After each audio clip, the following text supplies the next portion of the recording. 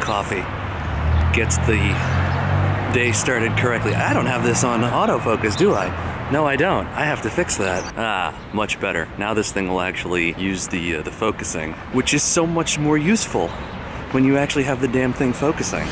Good morning, everybody. This is your host and Master Ceremonies, Darkside It is a very overcast Thursday morning here in New York City. And I just wanted to talk to you guys a little bit about what's going on with the show, what's going on with me, what's going on with some of the stuff I've been reading and hearing and viewing around the web, and just have a conversation, you know? We've had a little bit of a hiatus when it comes to shows because I decided to run the other day and threw my back out. I wasn't even aware that was a thing you could do, run and throw your back out, but apparently it is. So my back is better now. Had a day to rest it. Just brings up an interesting conversation of trying to do the thing in between the other thing so that you can keep doing the thing that you want to do, which is to say, trying to stay healthy, trying to exercise, trying to be responsible, but then also injure yourself in the process of doing said responsibilities. It's kind of ridiculous, in fact, that can happen, but that's the thing, is that as, you know, the levels of your life increase one digit at a time, your chances of getting injured just by existing go up exponentially. Isn't that a fun thing? But no, so I had to take a break for a day or two because my back was just a mess. But I should be back on Friday, which I'm excited about because we have some new games that have released this week. The first game, which I'm going to check out Friday night, I may not play it for the entirety of the cast, but the one game that I do want to check out Friday night is the new one from the FTL developers, Into the Breach, which just looks fantastic. And if you haven't checked it out, you really should. It hasn't really taken off on Twitch the way that I expected it to. I don't know what that's a factor of, but it is definitely one of those games that if you liked FTL, if you like the style, if you like the music, and Ben Prunty also did the music for this too, which he did the music for FTL, it looks just like a great tactics strategy game thing. And yeah, I'm gonna be checking it out on Friday, and then I'll probably be talking about and working on some music related stuff on Saturday. I have some music that I have been mixing and some songs that I want to keep working on and writing, and I have some discussions that I want to have with you guys about music gear, regarding hardware gear versus software gear, plugins versus, you know, physical gear, and like what you guys think about the whole analog, digital, DSP, analog modeling conversation that's been going on around music for like the last, you know, it's been going on for a year, it's been going on for 10. There are so many tools out there to make music right now. It's incredibly overwhelming. And in fact, you know, Bitwig just released version 2.3 of their new software DAW, which looks incredible. Ableton just released Ableton 10.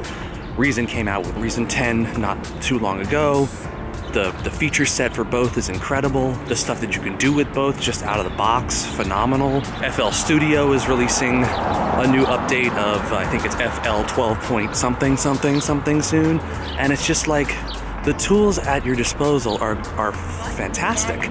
And then, not only just in the computer DAW setup world, you also have all of this hardware, these synthesizers, these loop machines, these beat machines, you know, Electron, Akai with their, you know, their samplers and beat makers and all of this stuff, and independent companies coming out with, you know, pedals and amplifiers and weird delay and reverb machines, and, you know, big new, like, serious analog synths coming out in 2018, you know, with Korg having a huge, just like amazing polysynth, analog polysynth coming out which they announced back at NAMM, and like Dave Smith's Instruments making a whole new remake, basically rebuild from the ground up of their legendary Prophet 8 and the Prophet 8 Rev 2. You know, Novation coming out with the Novation Peak, which looks fantastic, and modular, and a lot of people spending a lot of cash on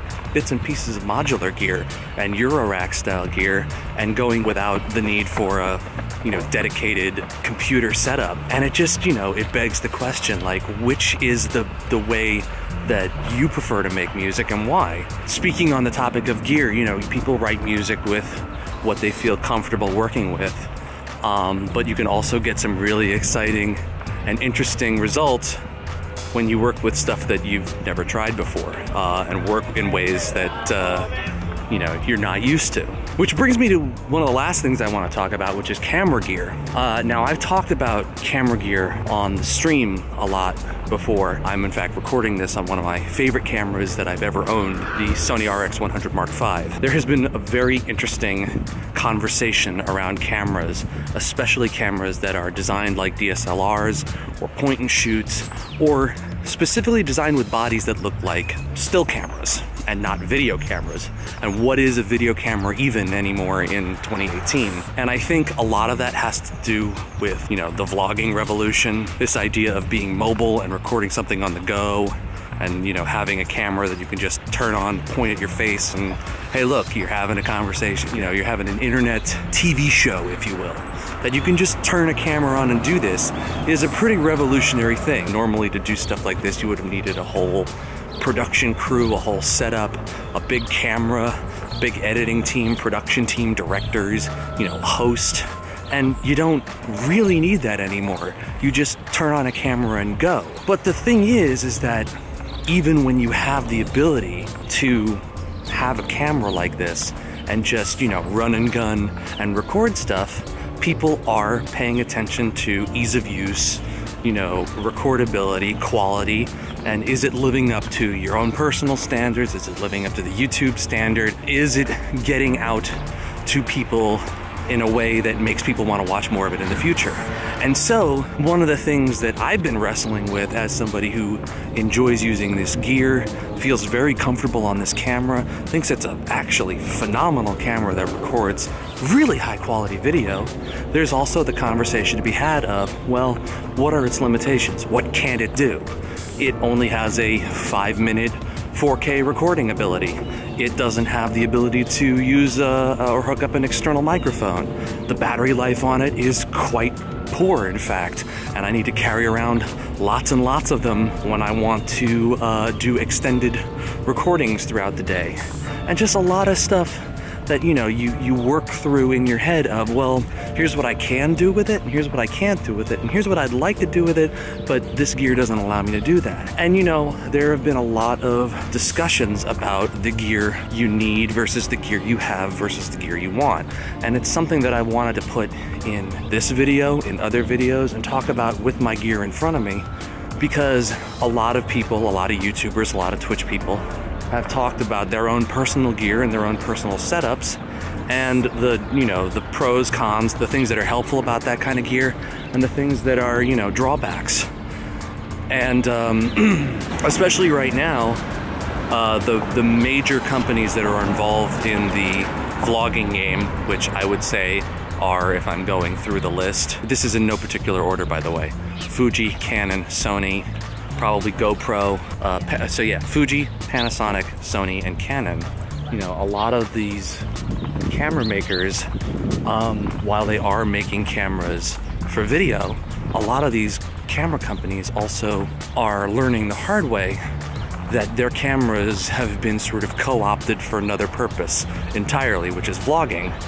And so you get this funky situation where you have companies like Fuji, like Panasonic, like Canon and Sony releasing cameras that do some features great and other features not so great.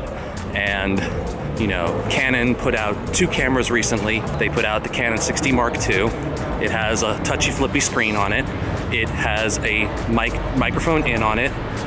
It can record 1080p 60. It doesn't do 4K. It can do 4K time lapses. But it is one of these situations where for the price, for what they're doing in it, for not putting 4K in it, it falls into a certain area as far as cameras that you can do this kind of videography with. Is it worth it or not? Because you can also get, you know, for a little bit more money, you can get the new Sony a7 III, which does shoot 4K. It is a full 35mm sensor, like the 6D, but it does no crop 4K, doesn't have a flippy screen, shoots better quality images, can use 35mm glass, and, you know, just gives you a couple more tools to work with. But it's what you need versus what you want versus what you have. And, you know, at the same time, if you're going in the other direction, there's now a new Canon mirrorless camera that just was announced, the Canon M50, which allows you to use, you know, modular glass system. It's, I believe, an APS-C. Yeah, it's an APS-C sensor, so it's a little bit larger than a 1-inch sensor, which is what this camera uses. It has a touchy flippy screen, shoots super cropped 4K, so it's an APS-C crop on top of a extra 1.4 crop for 4K, because it doesn't use the whole sensor. But it weighs about the same weight as this camera, and you can use modular glass, and it's about $750. And it's got a flippy screen, and you can really use it for vlogging. And so the crazy thing about these conversations on gear, on what you need versus what you have versus what you can use, is what kind of gear do you need for the situation that you're going to use for your kind of videos, and is that good enough? And can you be satisfied with the photos and videos that you're going to get with gear that may or may not be top of the line, and does it even really matter? And I think the answer comes down to try as much gear as you can if you have the opportunity to use it. Mess around with gear, get your hands on it, you know, see if you can get something that gives you a 30-day trial with a piece of gear, and just mess around with it, see what you can make with it. Because the truth is, all this new gear keeps coming out, and I'm still in love with this camera that I got over a year ago, because it's ease of use. It's comfortability. I can just flip this thing and go. Yeah, maybe sometimes it, you know, picks up some wind. Maybe sometimes it doesn't pick up my voice directly. Maybe sometimes it picks up the ambient sound that's going on as something's passing by, music-wise or whatever. But it also is a great tool for that run and gun. I need to shoot something quick, shoot something fast. And, you know, I can't be bothered with, you know, setting up a full setup with a microphone and headphones, and, you know, I just need to flip the screen and go. And if you're looking at stuff, you know, don't look at gear with this, you know, covetous element to it. I was just like, well, it's there, so I need it. I'm guilty of this too. When I see a new shiny, I'm like, oh, that looks great. I need to get it because it exists. It's gonna help my content so very much. That's not a guarantee. You may already have everything you need at your disposal to make great content. If you have a cell phone, if you have a GoPro, if you have a field recorder and a shitty microphone, if you have a webcam and, you know, a laptop that can record video, if you have just a couple of pieces of the puzzle, you can make great content. You don't need to spend thousands of dollars on gear. As great as it is, as awesome as it is to be able to, you know, spend the money you have and get, you know, great equipment, good equipment can get you there. At the same time, not get caught up in the details of, oh, this camera has this feature, or this camera doesn't have this feature, or I can't decide against one or the other because this one has a built-in microphone, but this one allows for an external microphone, or this thing or that thing, or it doesn't have this or it doesn't have that. At the end of the day, you just have to get it in your hands, try it out, and see if it works for you. And that's really the best thing about all this stuff, is that it's not like it's all so far away from, you know, being accessible that you can't get out there and try it, or go to a store, or go to B&H, get it in your hands and see if it's a good fit, if it's something that works for you. So the last thing I'm going to say about all this is that when the gear doesn't matter anymore, and you have what you have, and you have the tools that you like to use, go out and create.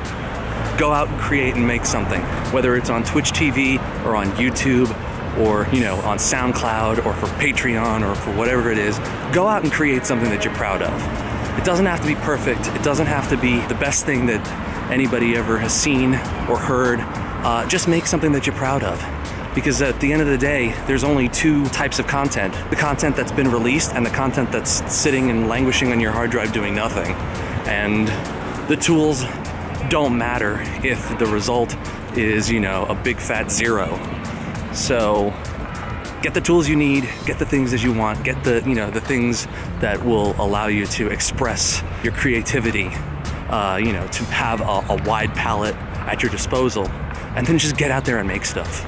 Because that's really the rewarding part at the end of the day. The tools are the means to an end. And if you're not creating and you're not streaming and you're not developing new ideas and making new content, then you're just spinning your wheels and the gear doesn't matter.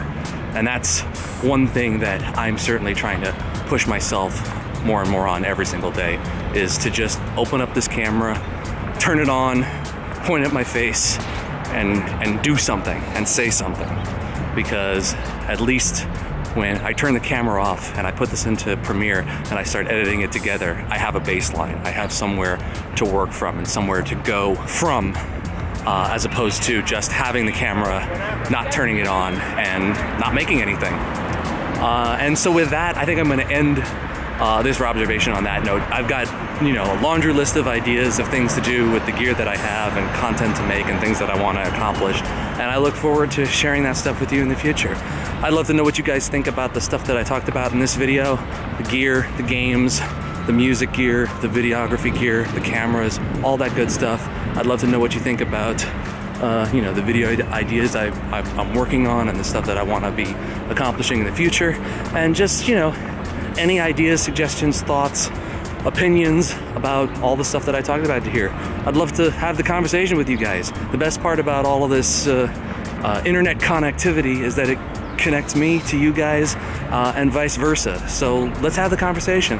Let's talk about creative stuff. Let's make some cool content together, and let's have a damn fun time doing it. As I always like to say when it comes to making music, fill the world with music, fill the world with something positive, be the positivity that you want to be and you want to see in the world. And for those of you who watch my video game content on Twitch or here on YouTube, keep playing those video games, stay safe everybody, be good to each other now more than ever. I look forward to seeing you guys on the Friday stream, and until then, have a wonderful day, and I hope you guys accomplish everything you set out to do. Have a wonderful one. Peace out.